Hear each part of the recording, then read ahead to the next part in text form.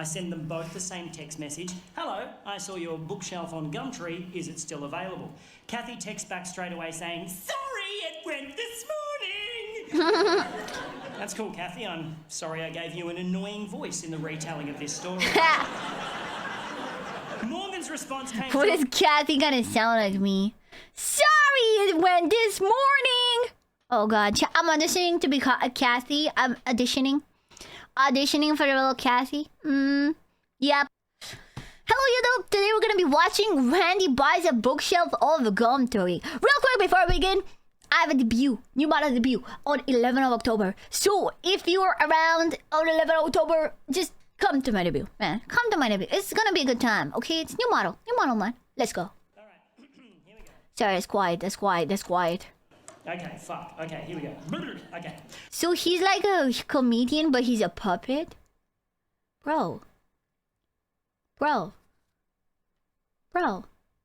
has no one done that before? That's kind of genius. He's a VTuber! He's a VTuber. I just realized he's a VTuber. He's an analog VTuber. He's an analog VTuber. Walking to Sky, Chapter 1. I bought a bookshelf on Gumtree recently. It was an amazing experience. I'll quickly tell you about it and then I'll read the book. But I found it strange because it made me start to think about the way, like, our methods of communication have sort of changed over... What's Gumtree? What's Gumtree? Is it like eBay? Is it like eBay? Look, I'm a Zoomer. I'm sorry, I'm a Zoomer. I made an account just to be here. That's crazy. Welcome, Holy Bucket. Aussie Craigslist. Australian Craigslist. Thank you. That is enough. That's all I needed to know. For the years, you know, in the old days, if you wanted a bookshelf, you'd just go see Gareth the bookshelf guy, because he was the dude in your tribe that made the bookshelves. He had a little bookshelf cave. He was reputable. Now any mad bastard can sell their shit on Gumtree. You know what I mean? As a species, we're sort of able to cope with knowing and gossiping about around like 100... He looks so creepy. He looks like his flesh. Why does he have to be pink? He looks like he's a man whose flesh has been turned inside out. He's cute. I disagree. 100 or 150 people. That's like the limit of our tribe. Any more than that, it starts to get confusing, which is why we created abstract constructs like territories and deities to unite larger groups. I also don't like that he has like bull sack skin on his neck. He has bull sack skin on his neck. Yo, Manga Moose, thank you for the sub. It's his neck skin that's fucking me up. Yeah, no, yeah. He got bull sack skin. People under an imaginary common factor. And it works a treat because we only really gather en masse on special occasions.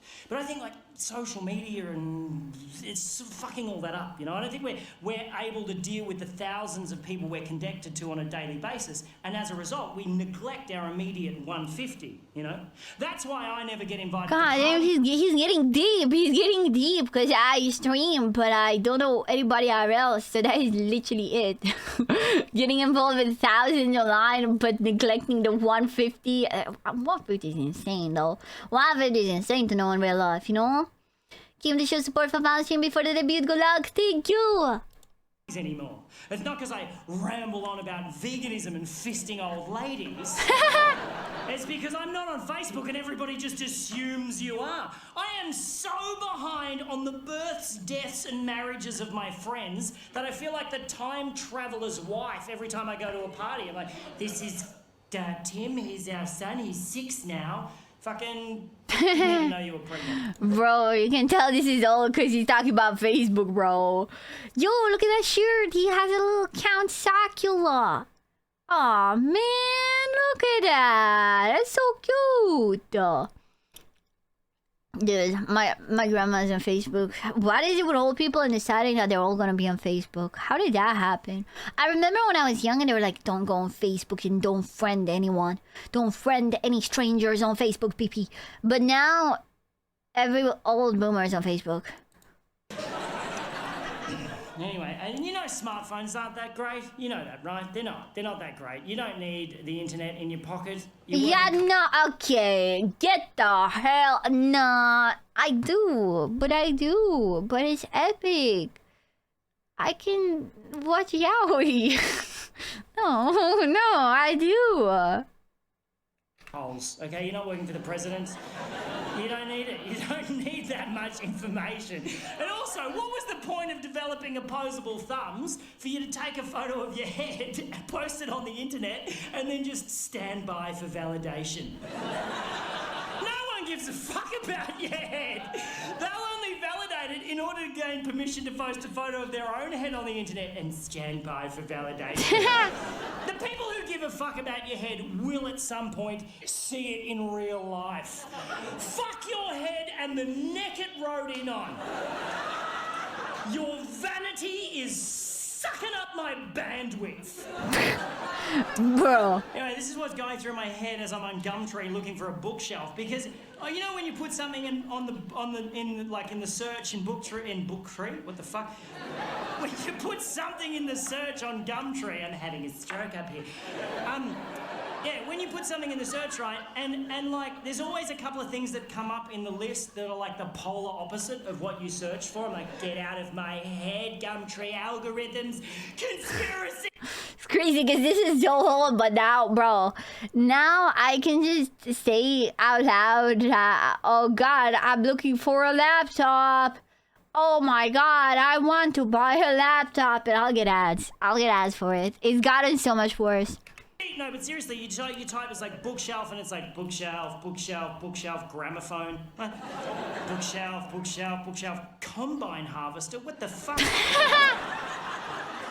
That's actually a pretty good price. I think it's on purpose so that you can, in case you were looking for that as well, to be like, well, I was looking, because if you're searching for a bookshelf, they already know you're gonna buy a bookshelf, so they're like, what else goes with a bookshelf? You know, you want a bookshelf. What if you wanted this as well? Give us more money. Anyway, on this particular day, I found 2 bookshelves that worked for me in terms of cost and, more importantly, geographical convenience, because I'd be fucked if I'm driving to Broadmeadows to pick up a bookshelf, right? So I type in bookshelf and I see the 2 things, and I'm like, okay, one salary is Kathy, the other is Morgan. I send them both the same text message. Hello, I saw your bookshelf on Gumtree. Is it still available? Kathy texts back straight away saying, sorry, it went this morning. That's cool, Kathy. I'm sorry I gave you an annoying voice in the retelling of this story. Morgan's response came. What is Kathy gonna sound like me? Sorry, it went this morning. Oh God, I'm auditioning to be Kathy. I'm auditioning for the little Kathy. Yep. A couple of minutes later, and simply read, it was my wife's bookshelf. There is a ghost residing in this bookshelf. You respond to that. Aside from the fact that it doesn't answer my fucking question, his use of past tense in that sentence unnerved me slightly. I'm like, oh, I should probably just find another bookshelf.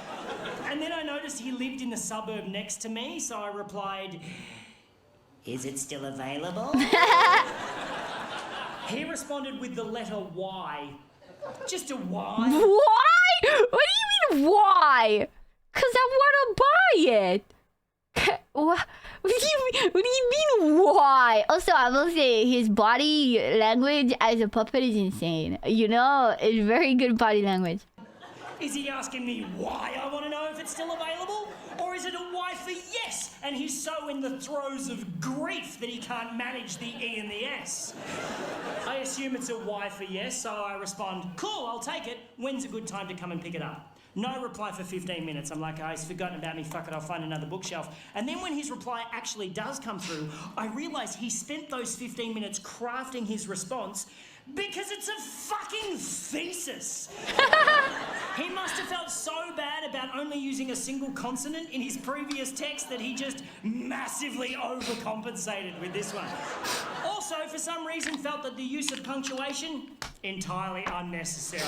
It's probably some old boomer. Cut him some slack. It's just one obscenely long sentence which reads, "You must come and pick up now. I only have short time here at house and also it wide. So bring van or trailer and there stair. But I can help you carry downstairs. If you come park out front, walk up past ring bell and I will help you carry it to trailer or van. I only accept cash and if you do not come now, I will sell it someone else." I mean, look, he covered his bases. He gave all the details. Come now, I'll sell it to someone else. You must pick it up. I can help you bring it downstairs. You need a wide van. Honestly, he just covered everything so that they don't have another back and forth afterwards. Again, I'm thinking, I should just find another bookshelf at this point. But now I am fascinated by Morgan, and I simply must meet the man. So I drive over to his house. Oh, before I left, I sent him a message saying, "Cool, I'll be there in 10 minutes." He replied, "Okay," but spelled it O-K-A-Y, which just fascinated me more. Wait, okay. What do you mean O-K-A-Y? Like with the E? Like okay with the E? Or okay with an A? Because okay with an A is normal. Okay, yeah, that's fine. That's a good word. That's a normal word. That's a normal word. Yeah, no, that's normal. The way you're writing it in chat is a very normal word. It's okay. I say okay all the time. Okay? Okay. Use 4 letters to spell a 2-letter word, but only 1 letter to spell a 3-letter word. Morgan is off the fucking chain! Okay. Nah, you're nitpicking. You're nitpicking. I give that to Morgan. That's normal. It's okay to write okay like that. There is a normal way to write okay. And as I'm driving over to his house, I'm trying to picture what he's going to be like, you know? His pidgin English might suggest ethnicity of some sort. I don't want to racially profile him.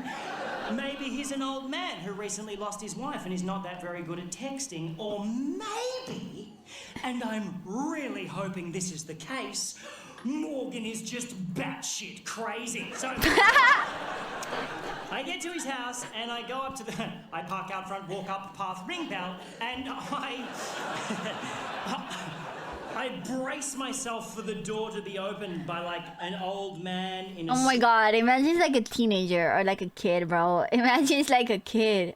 Wait, no, because he said it was my wife's bookshelf. It can't be a kid. Smoking jacket, wearing fishnet stockings and suspenders, just puffing on an opium pipe, while a butler just creepily polishes a goldfish in the background. And then a tiny pug dog wearing a fez hat just trots up the hallway, sits on the mat, looks up at me and says, "Welcome to our lovely room." And then the door opens and I am thoroughly disappointed. Before me stands an average Caucasian male in his mid-30s, dressed casually, hipster chic. Casually? Okay, bro. Glasses with designer frames, expensive watch. I immediately think architect, but the house is too cheesy for that. It's like a double-story doll's house with bay windows. But definitely a designer of some kind, maybe a graphic designer. He's too skinny for manual labor. He's too hip for God damn, he's profiling this man immediately. public sector. But this can't be Morgan. Because Morgan's text messages would suggest that he's not that technically savvy. And then the man standing in front of me says, "Hello, my name's Morgan." And the plot thickens! He invites me in, shakes my hand, Maybe closes he's the just door. the type of dude that just doesn't text a lot. Like, for example, my grandma, she uses her phone a lot. She calls, but she hates texting. Like, if I'm gonna send a text message, it's gonna be like 15 minutes for a response that's like, "Alright then," smiley face emoji. Like, she'll call, she plays Candy Crush, she'll use her phone for everything but text messages. And 20 minutes later, I will be witnessing Morgan perform some of the most aggressive acts of violence I've ever seen in my Oh, God. life. And I will be speeding away in my car, bleeding from the face. Here's how this shit went down. I go into the house and I notice two things immediately. One, this is a house in the throes of renovation. Nothing too extreme, but there's like drop sheets on all the furniture, there's freshly painted walls, there's a bathtub wrapped in plastic in the hallway awaiting installation. Someone's doing some work on this house. The second thing I notice, on the way up the stairs to the second floor, on the first floor landing, is a wedding photograph featuring a very cleanly shaven Morgan with a very beautiful bride. Very much in love. The photograph... That's the wife whose bookshelf it is. The plot thinkings. Graph is very much on the floor and the glass in the frame is very much smashed. She's not dead, she's left him, and the plot thickens a bit more for Morgan. And as Morgan unceremoniously kicks the photo frame to one side on the way up the stairs, I really wanted to pry into Morgan's life and ask heaps of inappropriate questions. But he was clearly a broken man. He had this terrible air of sadness around him, so I didn't want to intrude. Luckily for me, though, I didn't have to, because Morgan immediately began oversharing and God, I both love and hate those types of people that just out of nowhere yeah, my wife left me, my life is going to shit, oh my god, I had the worst day ever. the whole fucking story. Thank you, Morgan. I shall hang off your every word and then retell your tale to 200 strangers and record it for a fucking DVD.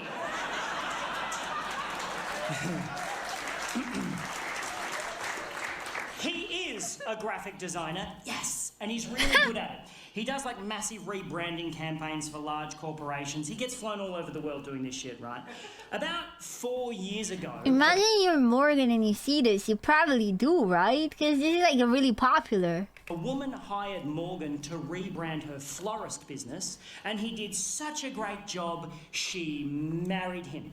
And he thought everything was just fine, until about 3 months ago. Morgan had to do a presentation in Sydney, right? But he was on his way home from overseas and he got stuck in Dubai due to a flight cancellation. So rather than cancel the meeting, Morgan suggested to these businessmen in Sydney that they do a Skype chat because he's so technologically savvy despite his fucking baffling text message. So Morgan checks into a hotel, cracks open his laptop and starts Skyping with this room full of businessmen in Sydney who are all watching Morgan on a massive screen on their boardroom wall, right? And everything's going great. Morgan is totally nailing it until about halfway through, he realises that a file he wants to show these dudes is on the desktop of his home computer back in his home office in Melbourne. No, Morgan! And he decides to live share the desktop of his home computer on the Skype chat. No. Oh no, I think I know where this is going. Oh no, I think I know where this is going. Oh no, I think cheating wife caught in 4K. I'm locking it in. He knows how to do that. He can control his computer remotely from anywhere in the world. It's not particularly new technology, but Morgan makes it sound so impressive. So this room full of businessmen are all watching keenly. Ooh, Margaret, bring in some biscuits. There's some newfangled shit going on in here. As Morgan clicks a few buttons and brings up the desktop of his home computer on the Skype chat. Now, what Morgan doesn't realise is that his wife has been using the photo booth app on that particular computer to take pictures of herself. To take naked pictures of herself. To take naked pictures of herself doing some pretty fucked up shit. It's embarrassing to say the least. Just as Margaret came back in with the biscuits, I've got you the... Now, those of you who are familiar with the photo booth app will know that how it works is it accesses the Rip Morgan! built-in camera in your computer, and with a click of a button, takes a photo of you when you're standing in front of the screen. And if you know that, you'll also know that if you leave that application open, the camera also stays open, witnessing whatever may be happening in front of the computer in real time. Yeah, that's Such what as I your thought. wife in your home office, fucking your best mate. No! Not the best friend! Not the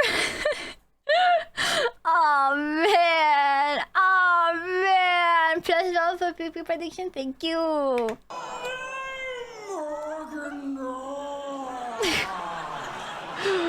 Morgan then goes on to tell me she's keeping the house, his former best mate is moving in, and while they're out for the day happily shopping for fittings, Morgan must suffer the indignity of moving his shit out and selling the stuff they don't want on Gumtree to this guy.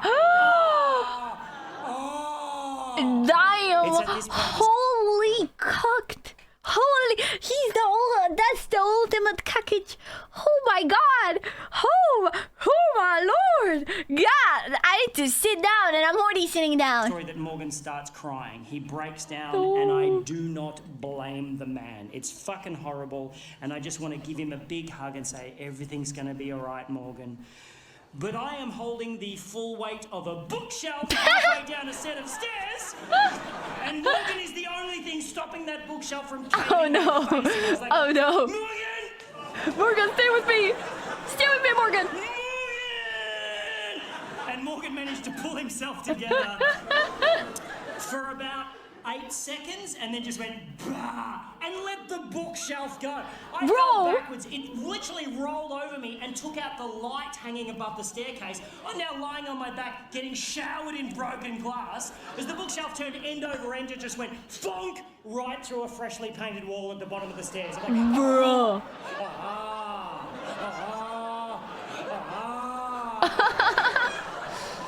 I've got a tiny cut on my forehead which is just piercing blood for some reason. Apart from that, I'm fine. God damn! Morgan, however, he's not fine. Morgan is the opposite of fine. Something happened when the bookshelf lodged itself in the wall and his sadness just went away in a second and he started pissing himself laughing. Hysterical. And he had the creepiest laugh. Oh my god, he's a broken man. He started laughing. That's so creepy, bro. Dude, he's a broken man, fully a broken man. Ever heard in my life. I'm sitting going, this is weird, and he's going.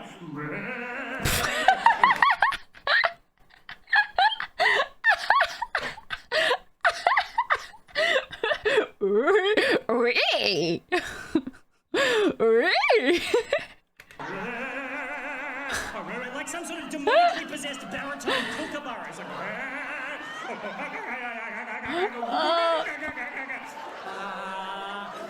That's crazy. Can I still have the bookshelf? He's like. We extracted from the wall. The bookshelf, incidentally, showing no sign of having just rolled down a staircase and smashed through a wall. We carried it out to my car. We had to stop about 6 times because Morgan was like, hang on a minute. We got it to my car, put it on the trailer, and Morgan was in such a great mood, he let me have the bookshelf for free. Oh! Hey, W. We won in the end.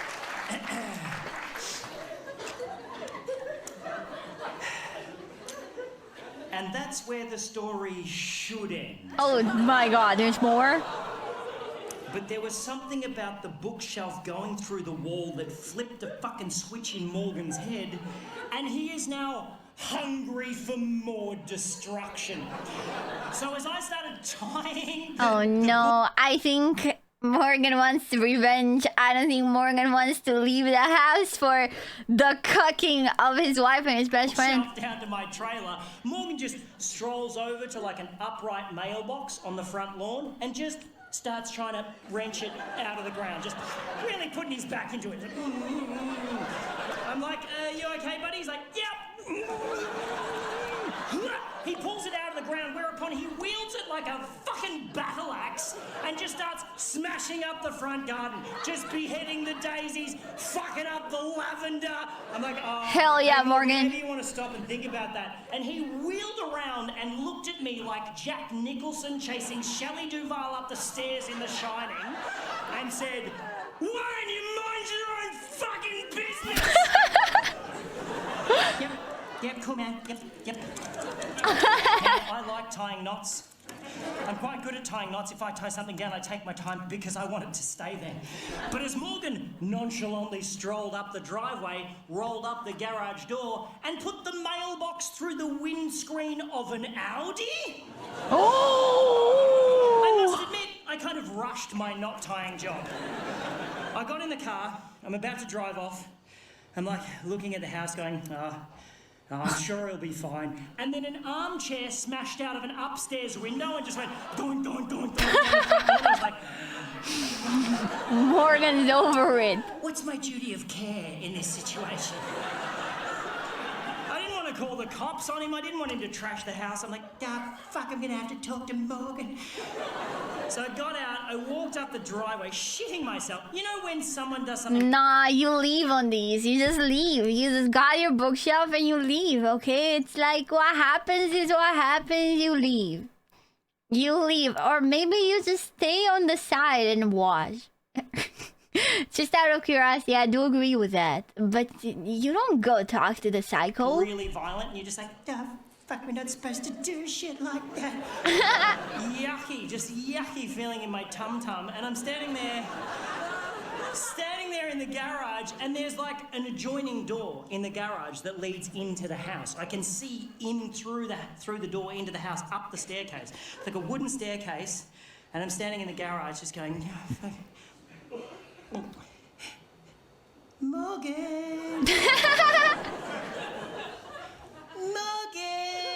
Like I was calling a cat for its dinner. Muggy, muggy, muggy, muggy, muggy! And then I notice a small trickle of water start to come from the top step.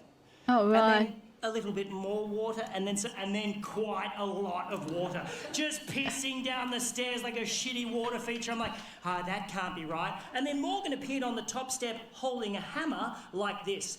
Bah! I was like, whoa! He's like, bah! Starts running at me, wielding the hammer, going, bah! What? I'm like, oh no, man, I just wanted to buy your bookshelf. He's like, run straight past me. I'm like, where are you going? He's like, bah! Made a beeline for my car. I'm like, no, man, stop. He's like, stop it, just stop. That's why you leave. That's why you leave. That's crazy. That's crazy. You're just a bystander. I just checked my phone. She texted me 15 minutes ago saying she'll be here in 15 minutes. We gotta go and get into my car. I thought he was gonna break his car. Jesus. Fuck me. I run down the lawn, get in the driver's seat. I'm like, what was with the water? He goes, I put plugs in all of the sinks and turned all the taps on. I'm like, that's fucked. He's like, just drive. I was like, nah. I took off so quick, rounded the corner at the end of his street, and the bookshelf just went, boosh, and exploded against the... because he didn't tie it well. He didn't tie it well. He rushed the tying. Guardrail just exploded in a shower of badly tied knots and broken dreams. So me and Morgan just fucking left it there. Like a little breadcrumb for his ex-wife to find on the way home to her destroyed gingerbread house. I dropped Morgan at a train station. I have never seen him again. And that, my friends, is why I no longer shop on Gumtree. Thank you very much. Thank you very much. That's crazy, bro. That's insane. Oh my lord. So close to having that bookshelf for free. So close. You know my favorite bit of that story? I just made it up. Yeah, it's not true. There is no Morgan. You bastard. It's very unsatisfying, isn't it? You But bastard. I saw him in my head. You're I lying. saw Morgan in my head. Oh man. Oh. Like, I kind of figured, but you don't have to say it out loud. Whenever I watch comedy with stories, I always figure that it's fake, but you don't have to break my immersion like that. Like, people know I'm not a real anime girl. I don't come here reminding them every second, hey, just to remind you, I'm not a real anime girl. Hey, just so you know, I have I have a body. Why is it we can feel so robbed when someone tells us a story we just heard isn't true, and yet so satisfied at the end of a fictional novel? True. No. You know the other great thing about that story? First draft. Fuck you, Hemingway!